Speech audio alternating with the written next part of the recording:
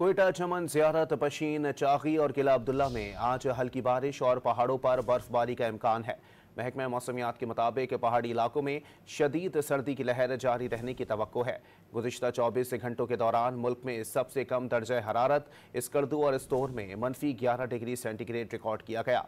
गिलगित और कल्लात में दर्जा हरारत -5, कोयटा में -2, जबकि इस्लामाबाद में 1, पेशावर में 2 और कराची में 12 डिग्री रिकॉर्ड किया गया। कोयटा, चमन, ज़ियारत, पशीन, चागी और किला अब्दुल्ला में आज हल्की बारिश और पहाड़ों पर बर्फबारी का इम्कान है। महकमा मौसमियात के मुताबिक पहाड़ी इलाकों में शदीद सर्दी की लहर जारी रहने की तवक्को है। गुज़िश्ता 24 घंटों के दौरान मुल्क में सबसे कम दर्जा हरारत स्कर्दू और स्तोर में -11 डिग्री सेंटीग्रेड रिकॉर्ड किया गया। गिलगित और कल्लात में दर्जा हरारत -5, कोयटा में -2, जबकि इस्लामाबाद में 1, पेशावर में 2 और कराची में 12 डिग्री रिकॉर्ड किया गया।